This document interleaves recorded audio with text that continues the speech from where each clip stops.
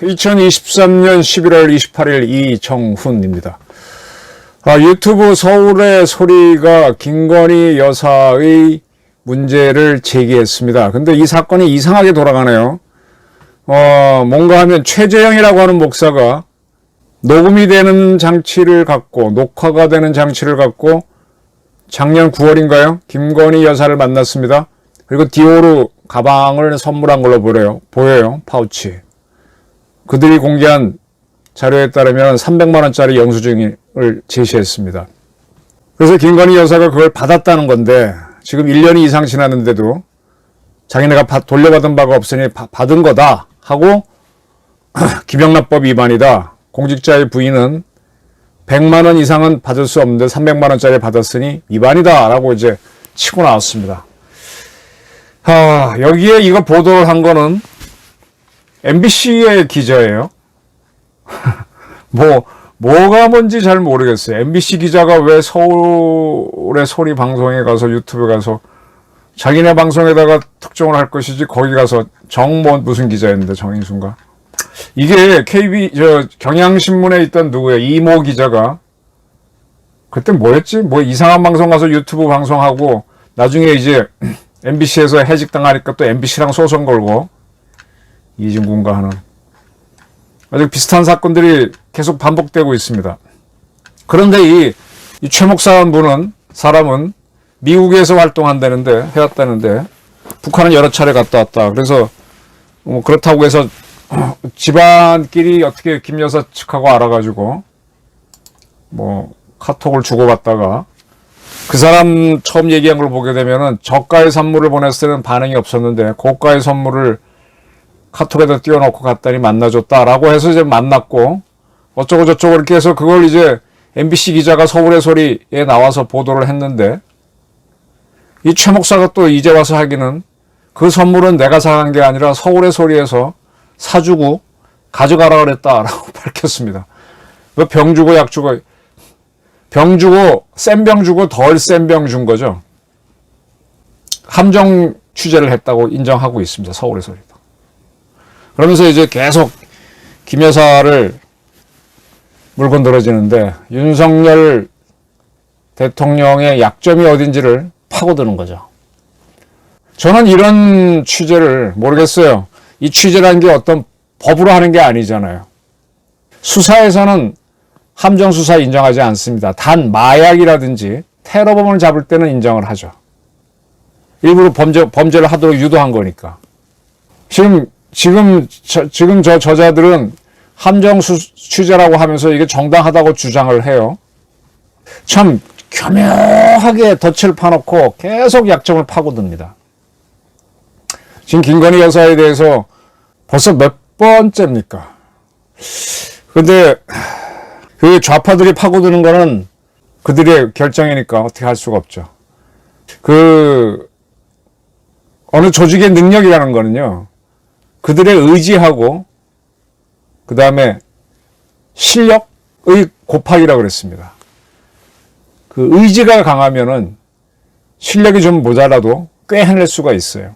지금 좌파들은 굉장한 의지를 갖고 김건희 여사를 노리고 있습니다. 지금 김건희 여사의 어머니인 최은순 씨가 잠구정명 위조로 1년형을 확정받았죠. 그러니까 더 노립니다. 지난번에 양평 고속도로 노선 변경하는 것 갖고도 그렇게 나들목하는 것 갖고도 시끄럽고 다 노리고 있는 거거든요. 좌파들은 이거는 북한보다도 더 집요하게 파고들고 있어요. 그러면 거기에 대해 대응할 때 일반적인 사법으로 대응하는 게 아닙니다. 과거 청와대에 가 있던 검찰 수사관 김태우 씨가 문재인의 청와대의 비리를 고발했을 때, 공익제보라고 했을 때, 그들은 비밀 누설 혐의로 고소를 했고, 결국은 그는 나중에 강서구청장에 당선됐지만 얼마 되지 않아서 그 형이 확정되는 바람에 해임이 됐었습니다. 저들이 대하는 거하고 이 윤석열 정부가 대하는 게 참 크게 차이가 나서 제가 드리는 말씀입니다. 우선 제가 드리는 거는요.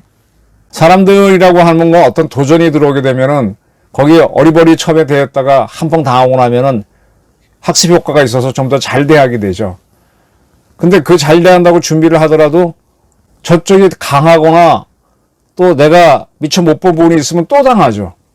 그 제가 몇 번 정치학 이야기하면서 미스퍼셉션. 계속 이렇게 이거는 내가 원하는 경우에 이제 걸리는 건데 내가 반복해서 당하는 경우가 있어요. 내가 반복해서 실수를 하는 게 있습니다. 미스퍼셉션처럼 저거는 안 이루어지는 건데 자꾸 이루어질 거라 생각해서 덤벼갖고 실패하는 게 미스퍼셉션이라면 내가 충분히 방어했다고 생각하는데 또 뚫리는 거는 구조적인 문제가 있는 거예요. 저는 지금 김건희 여사가 굉장히 타겟이 되고 있는데 그렇다면 윤석열 대통령하고 청와대 용산에서도 대비를 해야죠. 어떻게 할 것이냐. 우선 민정수석실을 부활시켜서 대통령 친인척 관리에 대한 거를 다시 한번 하고 지금 이것도 작년 9월이니까 용산 저쪽 그 한남동 관저에 가기 전에 이제 찍은 걸로 보이는데 특혜 대통령 영부인을 경호실 직원들이 다 체크하고 들어갈 텐데 그냥 들어갔는지 참 이해가 안 되고 그래서 제3의 눈이 필요합니다. 제3의 눈이 제가 보기엔 민정에서 대통령 친인척 관리하고 이렇게 하는 거잖아요. 이게 시스템이 필요한 거예요. 두 번째로는 저는 함정 취재한 거에 대해서 가만히 두면 둘수록 더 덤벼들 겁니다. 서울의 소리는 지난번에도 뭐 김건희 여사 가지고 공격을 해댔다가 뭐 계속 줄기차게 나오고 있죠. 몇 개 유튜브들이 그러고 있습니다. 그러면 거기에 대해서는 물러설 수가 없는 거예요. 그러면 거기에 대해서는 싸우는 겁니다. 방어는 방어대로 하고 공격도 하는 겁니다. 그리고 저는 대통령이 이제 해외 순방을 많이 했습니다. 좀 제가 보기에도 너무 잦은 것 같아요. 뭐 여러 가지 이유를 댈 수는 있겠지만은 조금 잦은 것 같아요. 그리고 거의 모든 행사에 영부인이 따라가니까 그것도 조금 그런 것 같아요. 저는 지금 뭐 사우디 왕세자가 세계 다니거나 푸틴 다니는 거는 거의 동부인은 안 하잖아요. 제가 한번 말씀드렸는데 동부인 한다는 거는 서양의 관습이라고 알려져 있지만은 서양도 그렇게 안 해요. 그냥 실무자들이 왔다 갔다 하는 거예요. 왜 서양에서 그게 생겼느냐? 그게 군인 문화입니다. 왜 군인 문화냐? 그것도 군인들이 전쟁에 갔다 와서 살아 돌아왔을 때 그들을 축하하는 행사를 가질 때 그 남편을 기다렸던 부인들을 위로하기 위해서 같이 동부인을 하는 거죠. 군인들이 뭐 싸우러 갈 때 동부인하러 싸우러 갑니까? 동부인하고 싸우러 가지 않아요. 살아서 돌아와서 이겼을 때 그렇게 하는 겁니다. 이 동부인 행사를 너무 많으니까 조금 거부감들이 있어요.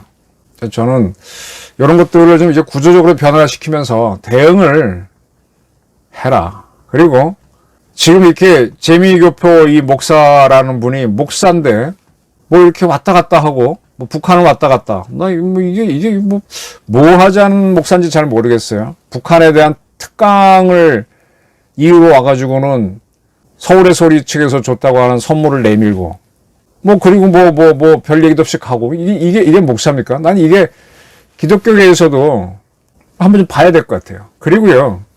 지금 이 윤석열 대통령의 지금 근본적인 약점이 뭔가 하면은 국가를 움직이려면은 굉장히 많은 지혜가 필요합니다. 근데 우리나라 모든 부처들이 있는데 그 부처들은 자기가 그쪽 분야를 잘 알죠. 국방부는 군을 잘 알고 법무부는 잘 압니다. 거기에서 어떻게 판단들이 있을 거예요. 근데 올릴 때 자기 부처 이기주의로 정보 보고를 올립니다. 대통령이 알아야 될 걸. 근데 자기 불리한 건 안 올리죠. 지금 예를 들어서 여야 국회의원들이 지금 말도 안 되는 사업이 새만금 공항처럼 대구하고 광주를 잇는 고속철을 놓겠다는 거예요. 이거는 뭐 손익 따질 때 편익성 뭔가 그게 1은 넘어야 되는데 0.4, 0.5도 안 돼요. 0.4 얼마예요. 그런 걸 하겠다고 지금 여야가 짝짝꿍으로 놀고 있습니다. 근데 이렇게 여야가 합의하면은 또 국토교통부도 크게 반대할 수도 없죠. 여야가 법을 통과시켜버리면. 그렇게 이게 포퓰리즘이 되는 건데, 근데 이게 말없이 그냥 지나갑니다. 근데 이런 것들을 괜히 국토부 공무원들은 나서서 반대했다가 국회에 찍히면은 진급도 불리할 거고 여러 가지로 불리한 거 다 입 다물고 있는 거죠. 근데 이런 것들을 대통령이 잡아줘야 되는데, 그래서 대통령만을 위한 정보기관이 필요한 거예요. 그게 지금까지는 국가정보원이었던 건데, 그게 국내정보활동이거든. 그걸 못하도록 죽여버렸어. 그러니까 이제 국내 파트하던 이 정보원들이 갈 데가 없어갖고 국외 전문기관이 된 저쪽에서 살아남으려고 하다 보니까 막 온갖 자본이 터져 나오지 않습니까? 그리고 대통령은 계속 뭘 놓쳐. 이 친인척 관리도 그들이 객관적으로 올릴 수 있어요. 자기네는 책임진 데가 없잖아요. 저도 지금 내가 무슨 뭐 어느 부서를 책임졌다는 우리 부서 직원들, 저도 이제 무슨 뭐 편집장을 하거나 그러면 우리 직원들 덜 손해보는 쪽으로 이렇게 보고를 하지 않습니까? 그 직원들은 그래도 불만이 있겠지만 이기주의가 들어간단 말이에요. 근데 그 아무것도 아닌 사람들 객관적으로 할 수 있잖아요. 저도 지금 어디 메인 데가 없으니까 내 의견을 그냥 제시하지 않습니까? 그런 기관이 필요한 겁니다. 대통령이 지금 그걸 못 갖고 있어요. 그러니까 국정이 힘든 거죠. 우선은 아생연회에 탈 테니까 민정수석을 복원을 해서 친인척 관리도 하고, 그 다음에 중요한 국가 정보기관이라고 하는 거는 공작을 하는 데가 아닙니다. 각 부서가 자기 이기주의로 가고 하는 것들, 짝짝꿍으로 가는 것들을 객관적으로 볼 수 있도록, 거기도 다 정보가 올라오는데 여러 정보가 와야 대통령이 판단을 할 거 아니야. 객관적인 정보가 오는 그런 대통령만을 위한 정보기관이 움직여야 됩니다. 그리고 이렇게 공작처럼 이렇게 하는 거, 이번에 그 MBC 기자는 저쪽 가서 보도를 해놓고 사표 쓰고 도망갔어요. 이러면 과감하게 치고 들어가야 되죠. 이게 말랑말랑하게 가니까 계속 당하는 거예요. 자신한테 엄격해야 됩니다. 그리고 대통령께서도 해외 다닐 때 동부인은 좀 줄이고, 그리고 지금 어쨌든 간에 자꾸 애기들을 안 낳아갖고 세상이 시끄러운데, 저는 영부인께서 활동을 하시려면 그쪽으로 대통령 관저에서 개하고 고양이 키운다고 하는데 그러지 말고 뭐 어떤 아이를 입양해서 키운다든지 아이 문제로 쪽 가면 훨씬 더 좋을 것 같아요. 그래야 국민들이 좋게 보죠. 그래서 지금 이런 것들도 대통령하고 뭐가 관계가 없으니까 할 수 있는 얘기예요. 이런 얘기는 정보기관도 잘 못합니다. 객관적인 정보를 들어야 돼요. 박정희 대통령이 자기 부인이 문세광한테 암살당했을 때 조총련을 와해시키기 위해서 그 김영광, 그때는 중앙정보부 차장이었나 국장이 보고를 딱 받고 얼마나 조총련 싫어했겠어요. 근데 조총련 고국 방문을 추진해서 조총련을 와해시키는 걸 가지 않습니까? 객관적인 정보를 들을 수 있고 그걸 시행할 수 있고 그걸 말해주는 조직이 있어야 됩니다.